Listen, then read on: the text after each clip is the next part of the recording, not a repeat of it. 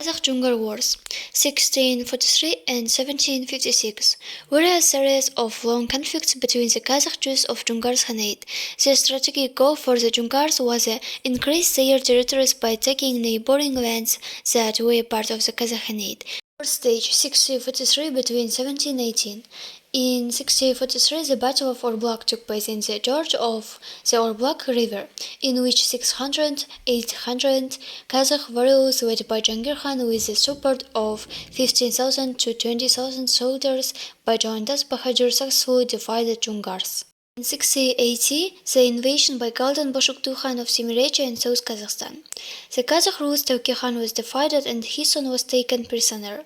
As a result of the campaigns of 1683 and 1684, the Dzungars seized Sayram, Tashkent, Shymkent, and Taraz. Kurultai was held in the summer in 1710 in the Karakum district.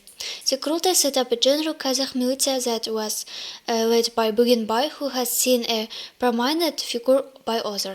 The first Kurultai was held in the summer of 1710 in the Karakum district.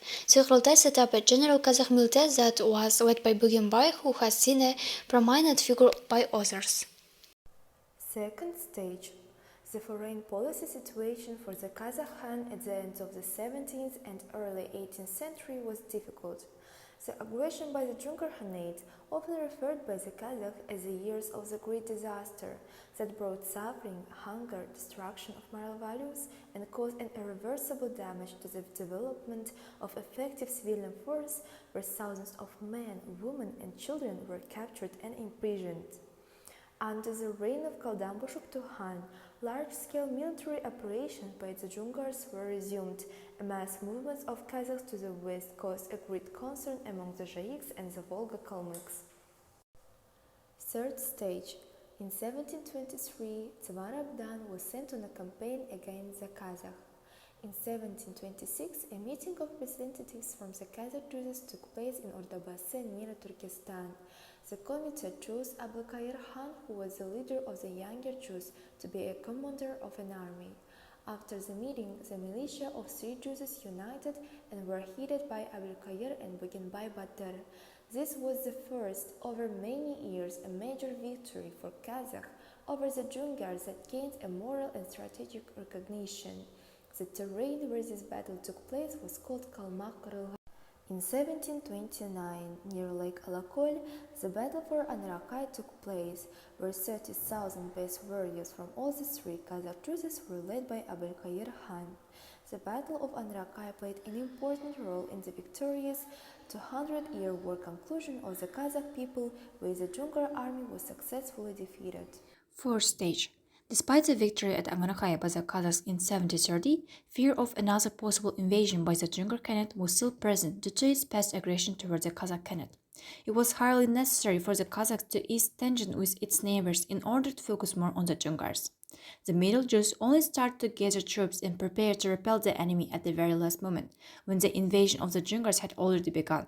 The Dzungar army struck in all directions. In the south, they came from the source of Sirdarya River, while in the north, they attacked from the Irtysh River, causing a considerable damage to the nomads of the Middle Jews. In the summer of 1741, a council took place at the headquarters of the Middle Jews Khan, discussing either to continue the war or to start peace negotiations with the Dzungars.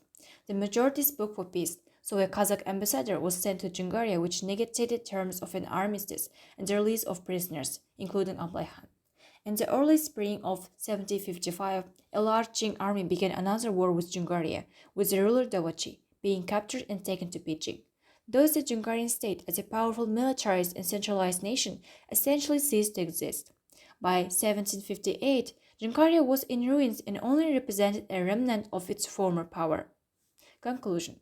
The first half of the 18th century was not only a period of tragic misfortunes and heavy military defeats for the Kazakhs, but also a time of heroic deeds in the struggle against the Dzungars and other invaders. About 10,000 families of Dzungars, Derbets, and Hoyts, led by the Noyan and Serang, fought hard and went to the Volga of the Kalmyk Principality. Some Dzungars made their way to Afghanistan, Badakhshan, and Bukhara, who accepted military services by local rulers, with their descendants eventually converting to Islam.